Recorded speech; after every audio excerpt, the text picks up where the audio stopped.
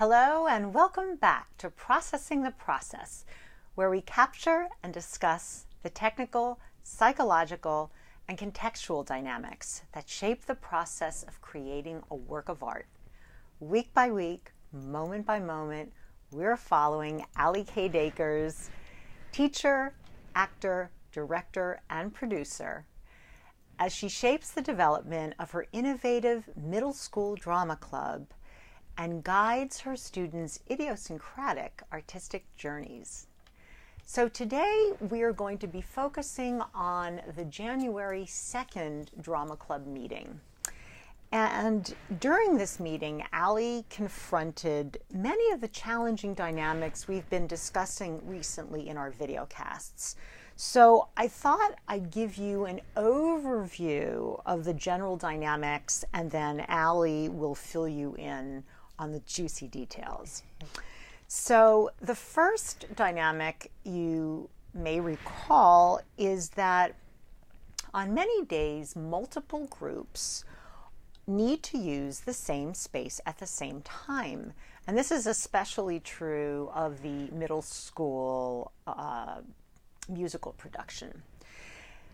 Often, Allie needs to find another location that will be appropriate for her planned curriculum. But if she can't, then she winds up having to adjust that planned curriculum to accommodate the limitations of whatever space she finds. Now, for this particular meeting, she did have use of the auditorium, but because of the middle school show's tech and dress rehearsals coming up, the auditorium will not be available for the January 9th and January 16th meetings. So that presents a host of challenges right there. The second issue has to do with the fact that several of the drama club members are also members of the middle school production crew. Now, that means that when crew meetings are scheduled at the same time as drama club meetings, the kids have to be at the crew meetings and miss drama club. Also, certain crew members who are not with the drama club usually, but who would certainly benefit from exposure to certain units that Allie covers, are not available to come and take advantage of, for example, critical backstage knowledge. And this situation is really exacerbated during the weeks leading into the middle school production. So you could have a situation where the drama club members who are crew members may be missing several drama club meetings. Well, I'll interject for just a moment. We are in coordination, so there aren't any cast rehearsals on club days, and typically there aren't crew meetings either, but in these particular cases it was unavoidable due to the scheduling. Right. So in this case, we did have that overlap. So we do plan to allow the children to kind of be where they need to be and get the whole experience, but that couldn't play out this time around. Exactly. And as a result, Allie did have to shift her planned curriculum. And the third major issue is that of limited time. One of our top of the list of challenges for sure. And often Allie winds up having to make the curricular changes we were just discussing with very little notice, all the while quickly determining how and when and where she can make up the material that she planned to cover or that she had to delete, or how she has to rearrange the order in which the material will be presented.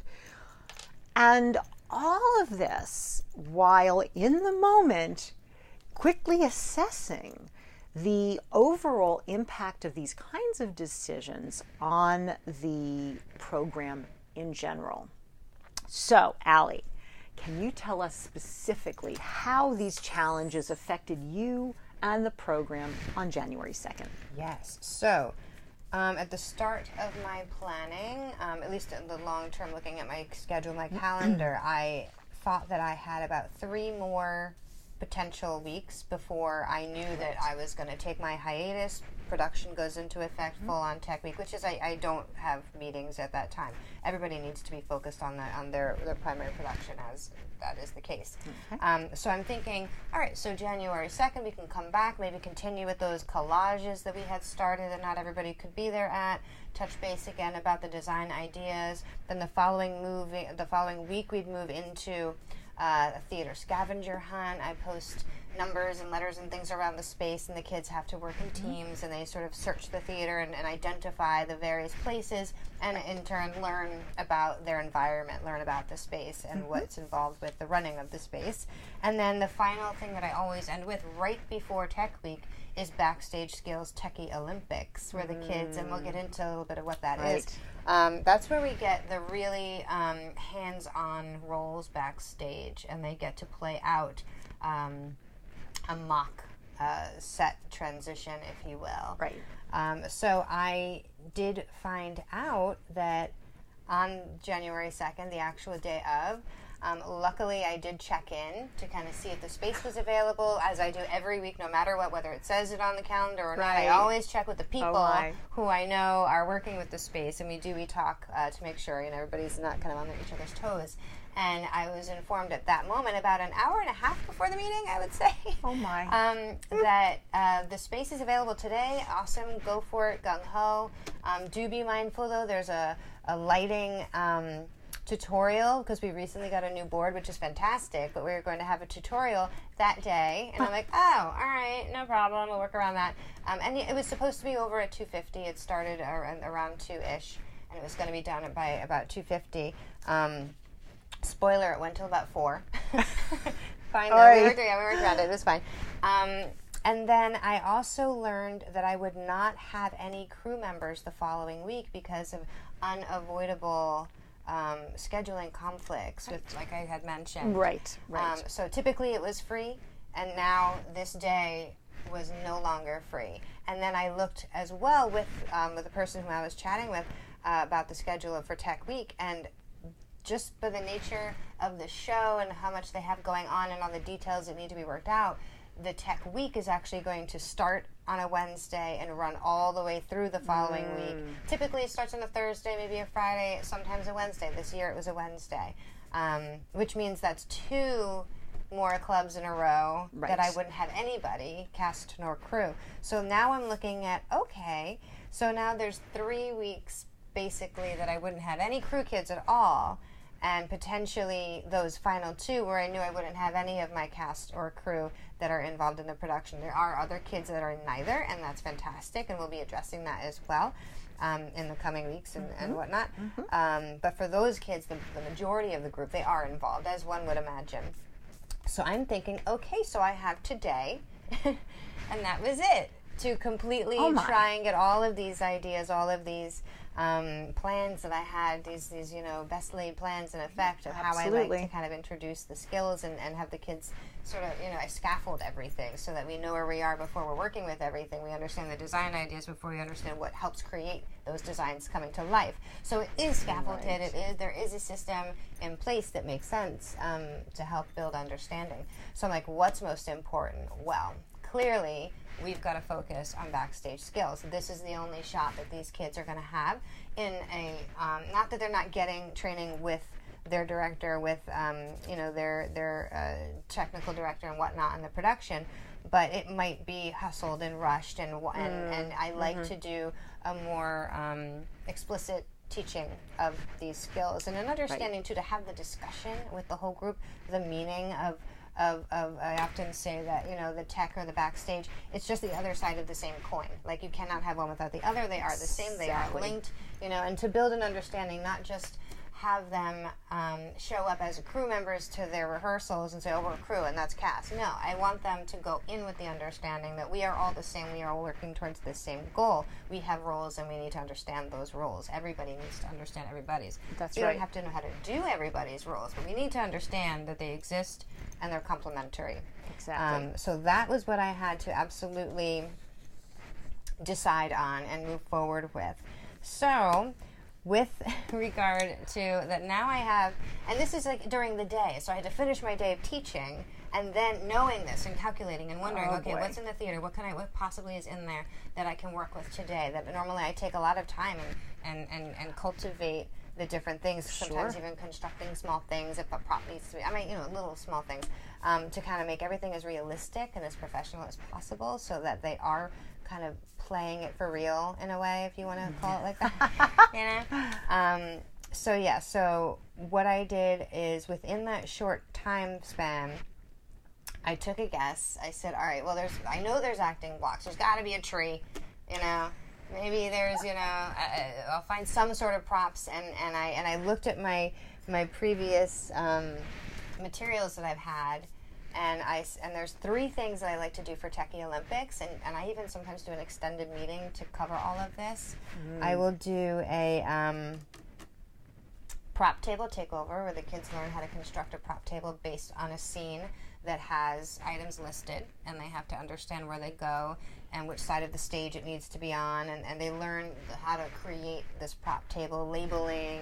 It's very cute. The kids sometimes literally place the object down and trace around it and making sure it fits exactly, right? Which is good. I think that's great. Why not? We know if something's missing, clearly it's literally its print is not on the table. Exactly. So I give them the opportunity to kind of more in a careful way talk about the importance of the role itself, and then we build on that skill with one set of one portion of the day. We learn how to spike things on the stage, so that is understanding where items go by literally taping different colored pieces of tape on the floor for various scene movements, for where set pieces will sit as they transition from one to the next, whether they're being moved on and then to another place in the stage, or moved on and then moved off the stage. We learn how to understand where things need to go based on if someone isn't there telling you, but yet someone gives you a drawing. Okay, well now I need to translate this and put it into the real thing on the stage. So there's a game that involves that, where they learn that skill and they work as a team to accomplish these tasks.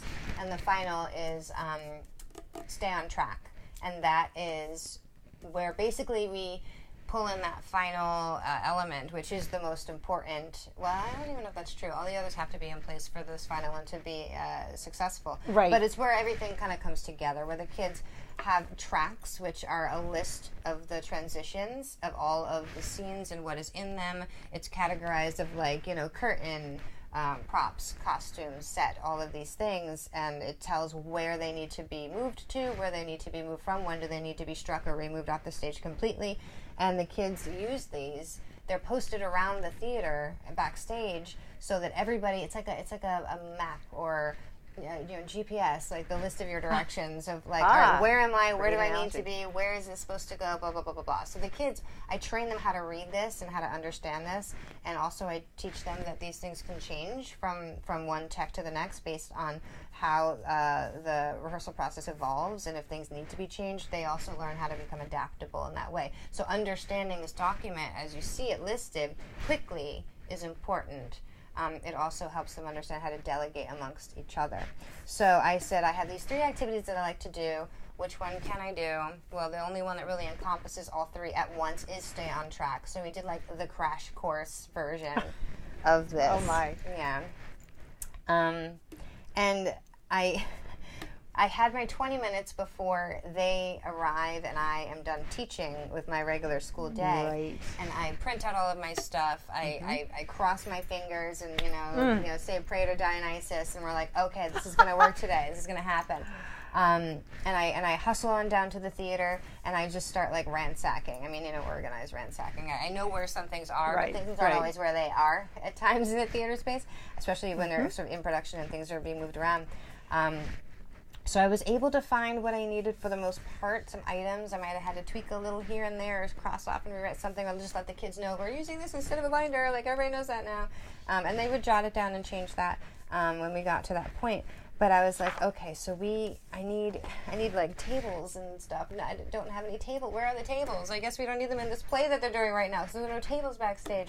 So here I am, taping brown paper to the floor so they could label as they need to. But it's just like these little spots on the floor. I'm like, well, it'll work. It's not how I really like it to be, but it will work. And I definitely really like it to be as close to the real thing as possible, because you will perform as you rehearse. You know, if we're loosey-goosey in rehearsal, that's what's going to come out. That's how your performance will end up being.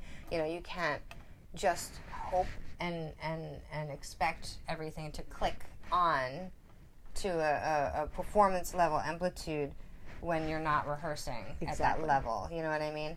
So I definitely wanted to reinforce the idea that we're going to be professional, but I also totally, as we have been doing, I keep, you know, it's a family conversation about how the reality is that we're going to be playing out with today. And that's kind of, we got it in. We were able to be prepared, and I got everything I needed to be done. I managed to talk to a person in our department who was able to help me out with some very simple, quick costume pieces so that I could have like a pseudo quick change in there, you know, a skirt, a cardigan, a tie, a jacket, just something super simple so the kids can understand that that is an element that we need to be aware of that's going to be happening simultaneously. So we do have all of our pieces in place miraculously. All the theater gods came through for me in terms of prep. And then some. And that was, so you know, as the lights are kind of going up and down as this tutorial is happening in the lighting booth, I'm able to like let my kids in. So that's kind of where we were for the start of the club meeting. No mean feat, I can assure you, to manage to get most of what you needed in no time flat I was really lucky for this Techie Olympics. And as is, I think, pretty typical, I would say, of drama club approach, you began by gathering everyone together to discuss the circumstances that were confronting the club, many of which you just described to us, the challenges that resulted from those circumstances, and the adjustments that would have to be made as a result. And it seems to me, as you described it, you emphasized a couple of key ideas. And once again, I'm struck by the transparency that you maintain. I mean, you really promulgate the notion that this is a student-centric organization. And it seems to me, therefore, your kids need to understand what is going on, what affects the club, good, bad, or otherwise. And I think that we see week by week that Allie is very, very transparent about anything and everything that comes across the transom, let's say, and discusses it with all of the kids, which moves into the second point I have of how you then collectively make meaning of the dynamics. So in doing so, I think there's a sense of ownership, which then I guess leads me into my third item, which is that every issue, no matter who it involves or what it involves, ultimately is a group issue. And directly or indirectly, it affects the functioning of the club. So every individual who is part of the group really becomes invested in understanding and figuring out how to deal with these dynamics. And I imagine that as they do, it more and more becomes their club. Yeah. So then, hearing you describe the Techie Olympics, it seems that you had several goals in mind for taking the kids through this. And as you described to us, there were a couple of elements that you were not able to really flesh out in the way that you normally would have. In depth, not as in depth. As in depth. But I thought I would, again, summarize for our colleagues the key areas and have Allie then fill in the details once again. First, and Allie began to address this a little bit as she was describing selecting Techie Olympics to do on this particular day. The first thing is identifying what those backstage roles actually are. And I would imagine, Allie, for most of these kids, this is brand new information. For many of them, yeah. Unless they've already been part of a crew before. And then learning the ins and outs of the system Allie introduced to us a few minutes ago, a whole backstage system called tracks, which is utilized to facilitate the flow of tasks that enable the crew to repeatedly set up and take down sets in the right order so that the show can progress from scene to scene to scene smoothly. Yeah, that's the key. And every crew role has its own track, or you said almost, I'm thinking of the GPS analogy you use. But you know, from 1 to 15, for example. Then Allie works with the kids to practice each element of the system and then put all of those elements together in what would be called a run-through. And then move on to timing that run-through, which allows you, it seems to me, to more closely simulate actual backstage conditions in a real performance. And finally, again, as always, as is typical, collectively analyze what worked well, where certain problems arose, and how they might be addressed in the future. So, Allie, Techie Olympics, take it away. Olympics. I will say this is probably one of my most favorite days that I do with the kids. They also, like you had said, some of this is so new to them, or some of these kids have only acted, and like parents or adults have like done everything. So they're just like kids, like, I'm in a costume, I'm going to go on stage, how did this get here? Who knows? I'm the star. Like, we break that down. we get rid of that notion. Yes. That's also a huge reason why I love this day. Exactly. So what I did, as I mentioned earlier, I had to condense everything into one. So I just used my stay on track sheet that I create that has information on one side and then a sample tracks on the other. So we look at the information, and in the information we do like different reading alouds. I might call on kids to read. Maybe we'll do a spirit read, which is delightful, which is where, and what this is information of those roles, the descriptions of the various roles. And I love a spirit read because it does, and I do this in many of my classes throughout my school day as well, where one kid starts reading, I don't tell who's going to start, and then when they feel that they're done, but they do so, you know, with consideration, I'm not going to read the entire thing, they stop reading, and then another kid will just pick up, and then we continue on, and then they'll stop, and then another kid just picks up. So they do have to be listening, they have to be tuned in. There is a level of like being able to kind of be a little brave, you know, if no one's like giving you the permission to do it, and no one is, you know, putting you in a position to have to do it. It's like you're making that initiative to make yourself part of this experience. And they did a really nice job with that. Now, after we did that, we discussed what chain of command is and how important that is and how every role matters. It's not just a title, but one relates specifically to the organization backstage. What one might see when they don't understand the system, it looks, you know, we call it obviously organized chaos, but if we don't have the system in place, it literally is just backstage mayhem, and we don't want that. We want the organized chaos, and it's not even chaotic if you can see through the lens of the system. Otherwise it is just pitter patters of people all over the place, and it's beautiful to watch. Actually, I really do think it's a beautiful thing when you can watch a scene change happen, which is what I wanted to do that time, but I didn't have a space to show videos, so we're going to have to come back to that. So that's sort of how I almost like to intro this, where the kids can see that in effect, because again, like I mentioned before, there's a lot of resources out there where they have footage of a live show and what really Right. is going on. So you can see this puzzle piece kind of come together.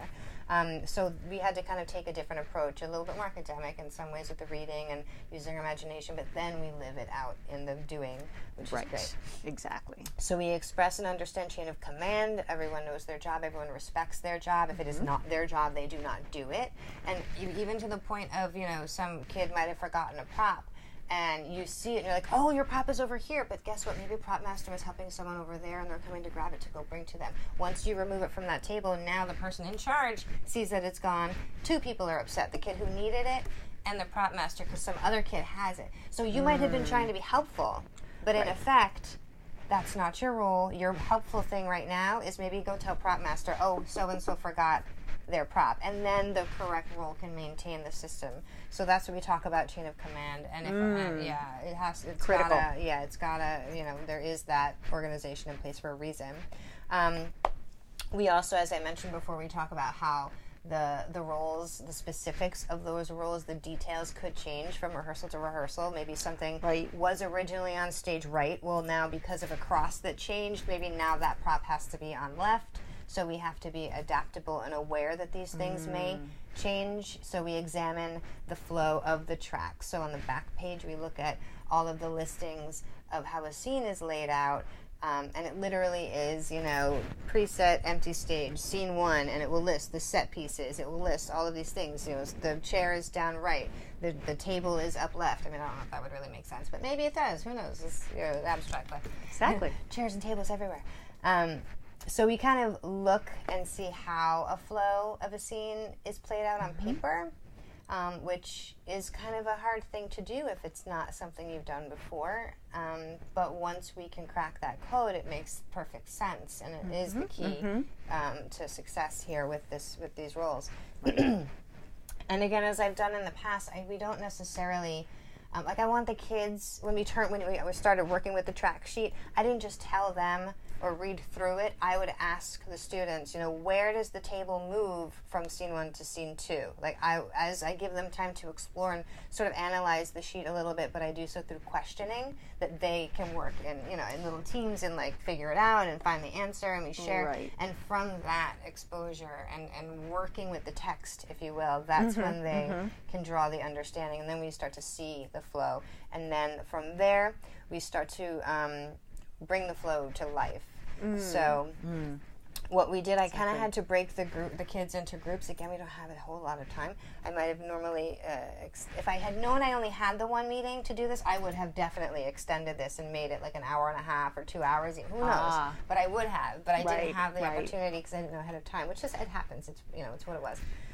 So I broke the kids up into 3 groups. I had one group dealing with the props on stage left with their paper on the floor with the markers, and I had my stage right group working with props, and then in the middle I worked with the kids to learn how to spike. So we would look at those tracks again, and all the kids were like, oh, okay, so this is on stage right, and I would give, and there's just a pile of objects in the middle of the stage, so they're starting to pull things, organize them, make them, literally take these pieces and put them where they needed to literally be at that time before the show starts. On the prop tables, etc. I had a group that I was working with, that I was leading, and I will say this: in each of those 2 groups, I had at least one veteran. I had a decent amount of kids. Oh, so that's I was great. Able, so this was in one of those moments Wow. where kids are teaching kids. You know what I mean? So I definitely was like, I need you and you, and maybe all of these veterans were together. I split. I was like, I need you just be part of that group, and they're like, okay, you got it, no problem. And they were gracious about it. They were not they didn't give me any issues or anything. They this was fine. Great group of kids. So that was kind of being taken care of. I knew that was in good hands, and then I was teaching that 3rd group about where things need to go in the spiking, and they did get something I did find a tree, thank goodness. There was a tree in front, and because they mixed up and down stage, and I said, are you sure about that? Take another look. What does it say? Oh, it should be back here. I'm like, good, let's bring it back and spike it. And then once we had everything kind of in its place, we regrouped, all of us all together, and that's when we re-examined the tracks, and if you weren't in a prop table group, we kind of took a look at the prop table to see what it was, what it looked like, or prop floor, or prop paper. As the case may be, yes. Making sure, kind of like doing a double check, yes, everything was where it's supposed to be. And for those kids that were working on props, at this point, we all moved through the scenes all together. Kind of like, what needs to move where? How does this work? What's going to go next? Do we understand? Yes, we understand. And then, and I did also have 4 kids that were an actor / dresser. So this scene 1 would start, and a kid is in like a cardigan and a skirt, and like they come on to be the actor, and then when that lights down comes, they run off and meet someone who's on the side of the stage, and they switch clothes. So one is helping them get off, and the other one helps them then put the shirt back, the sweater back on. So they're able to kind of get that experience too. So I had basically at this stage, I only had 4 groups. I had my scene 1 group, I had scene 2 group, which is basically like a stage right and a stage left scenario, and then I had the 2 little pairs of the actors / dressers. So there's 4 different things, 4 different groups going on just in this alone that they have to kind of work out and maneuver. I gave them time once I split them into those groups. I said, now delegate. You're in your groups, you know your scene 1, you know your scene 2, decide who's moving what. And I don't tell them how they should do this. I just let them figure this out. They have the sheets, they write names down if they want to, if they need to. They don't always need to.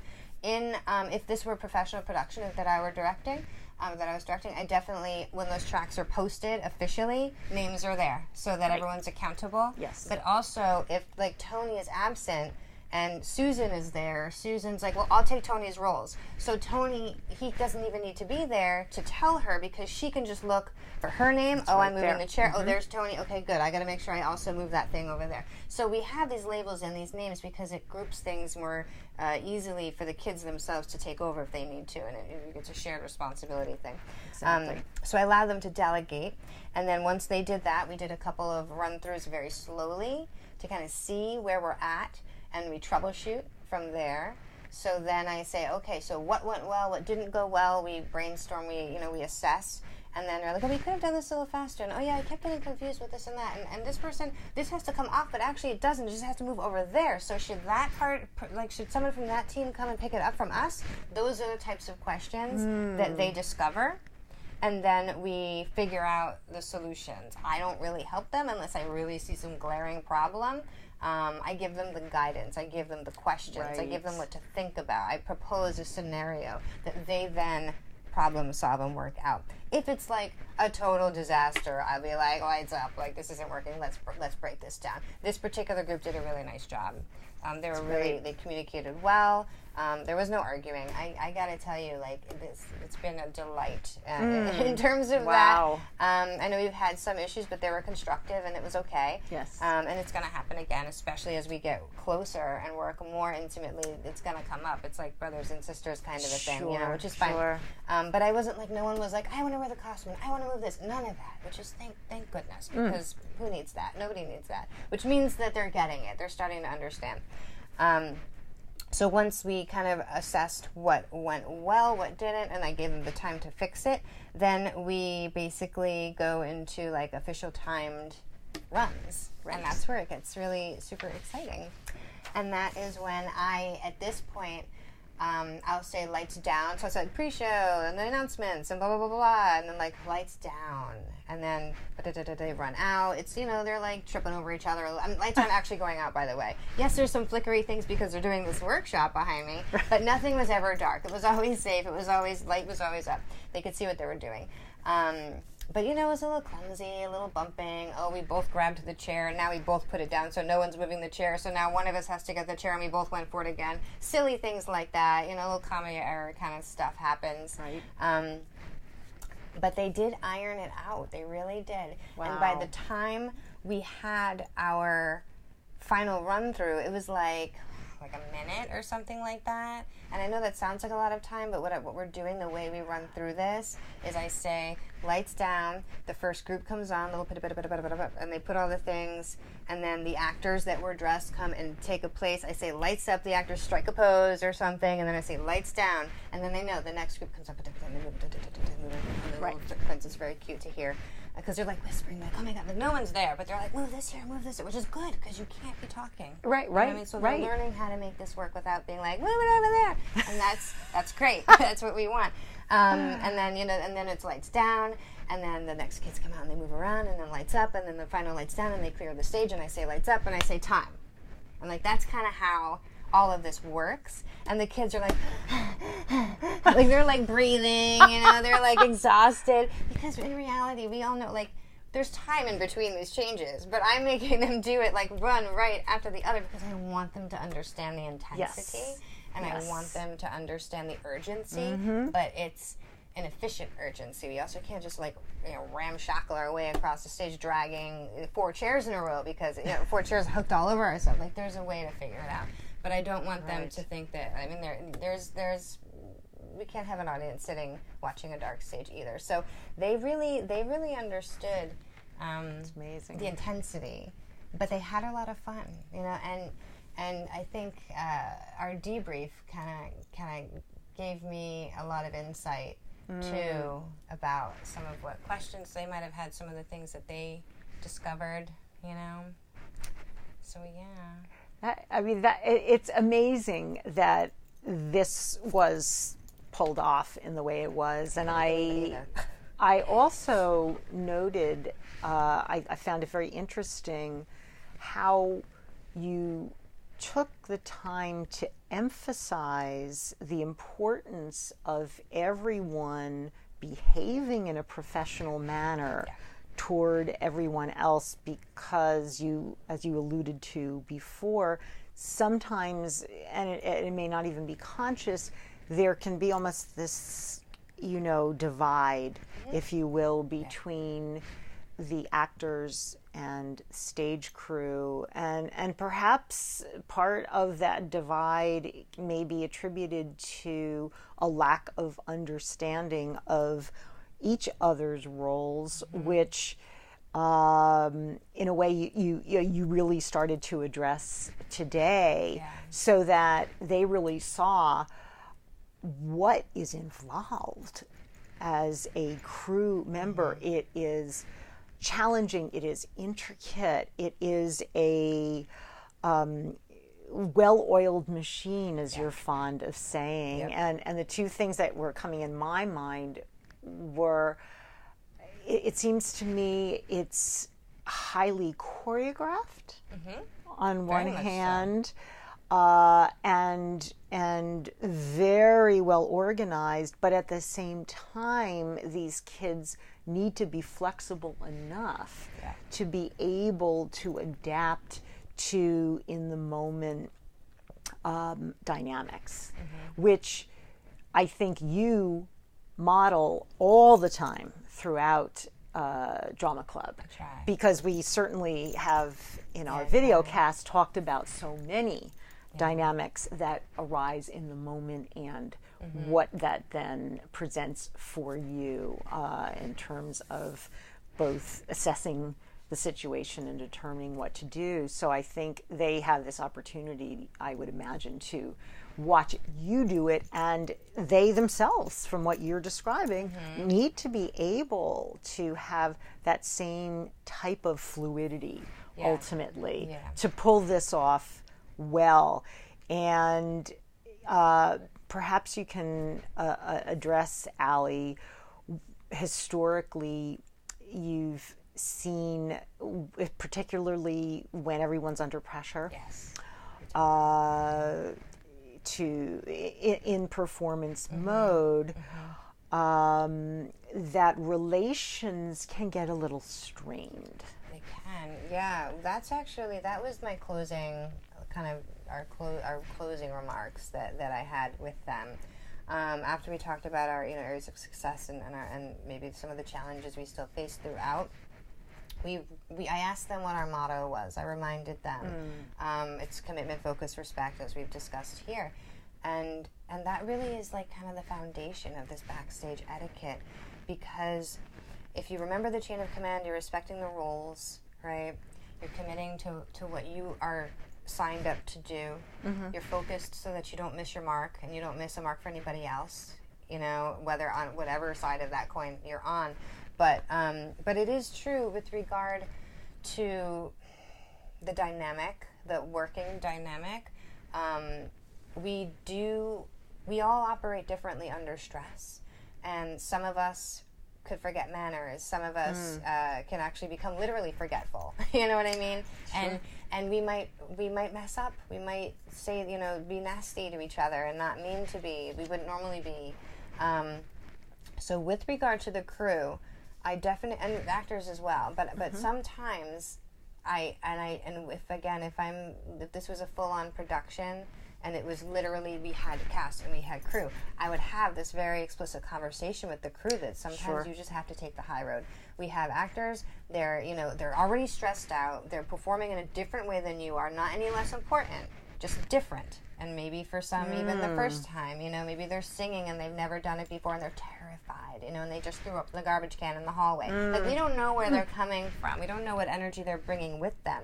But we do know that we have to be aware and we have to be mature that if we're dealing with either side of the coin, and someone is being nasty or forgetting themselves or forgetting, those three tenets that we're trying to kind of live by in a way, we have to take that higher road. We have to find the understanding and not let that person's energy kind of get in the way of our own task and not snap back at them and not make them feel bad for messing up. If anything, pick them up and help them.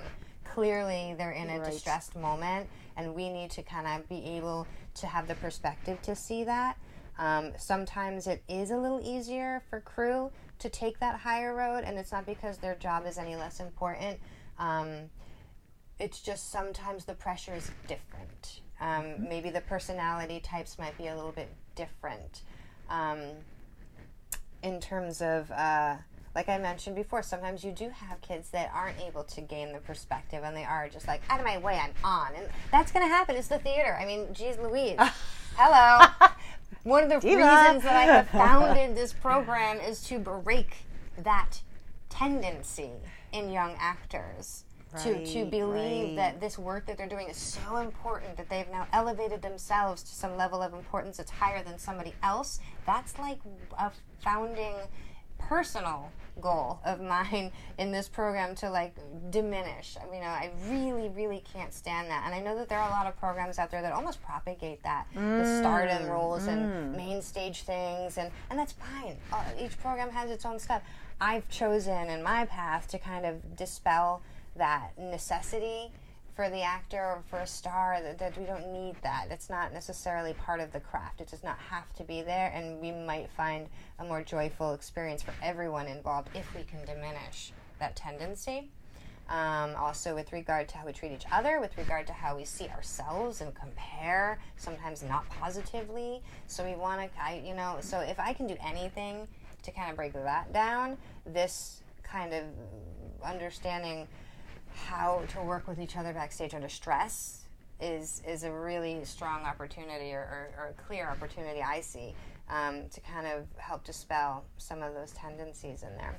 Well, it's nice that you have a 10-month period of time, even though we realize when all is said and done, it's not a lot of time, but you do have, this sort of longitudinal opportunity, I'm going to call it, to cultivate, as you do very carefully, a sense of cohesion and camaraderie, a sense that, as we referred to a little bit earlier, all the individuals are working together as a unit toward the same objective. And in order to function optimally, everyone is sort of a piece of the puzzle, and the puzzle has to come together. And I think you've got that 10-month period to really drive home that message, as you do, mostly not by dictating it verbally, but having them come to that conclusion, it seems, through the activities that you have prepared and the way in which you approach what you do. So I imagine in an actual production, you don't have the luxury of that kind of time, But maybe if you can train young actors as you're doing now, so that by the time they hit an actual production, they have this way of thinking embedded within, and hopefully they can draw upon it, I would think. Yeah, that's the goal. That's the goal, exactly. Yeah. So they did pull the day together well. They reflected positively on it. They were very surprised by how much work goes into it. Right. One person in particular reflected that she has done a lot of theater, never ever had to move anything, but she found a new appreciation. She was like, wow, I didn't know. I feel like, she's like, I feel bad now. I go, why? She goes, because I don't think I was, not that I was being rude, I just didn't really appreciate how much people were doing all around me. That's right. So that I could have my moment. And I was like, I love that you said that, because that's the point. We're all in this moment. Let's all celebrate the fact that we've all created this together, worked together on this. So, and while we will see how well we truly will gel as we once we kind of come back later on in the year when we're putting together our own production, it eases my mind a little bit, because they were so successful with this that it, and in a short amount of time that I'm not quite as worried. I'm always a little worried, because you never know. That's just my own concerns, energy, whatnot. But these kids, they gave me a lot of confidence in what we're going to hopefully create as the year progresses. So yeah, that they can and will pull it together, and it may not be immediately obvious how, but as they proved today, even under challenging, if not downright adverse circumstances, they were able to do it. So now you're assessing this sort of raw material here, and okay, and you have X number of months to go to continue to refine that and prepare them further. Yes. So, and we will be taking a break once we kind of this was as we know, we've been saying, this isn't in tandem with the production that many of them are acting in, but we're going to be moving on to other things and coming back to this after a whole other set of processes. So we'll see how much this information sticks, and also see how, when they come back to it, what all those processes in between have done to even more develop those notions, that the working together, and the importance and the weight of everybody and all of that. Exactly. Well, you'll certainly have lots of opportunities to reinforce it in many, many different ways, and we'll try to highlight it as best as we can for you as well, so we can all sort of pull back that proverbial lens and really take a bigger picture view. And as we move forward, we will be getting into more of the portion of the drama club where the kids begin to create original material in preparation for creating their own show. So it'll be interesting to see how all of this preparation and all the groundwork that you're laying now enables them to come together and to actually do it to a great extent on their own. Yeah. I know that's, as you say, that's the goal. That is the goal. That is the goal. So. And we will be right there charting that progress and sharing it with you. So we thank you so much for following this very exciting Techie Olympics that did manage to get pulled off despite all of the challenges, and we look forward to bringing you more of the same moving forward. Thank you. Have a good evening.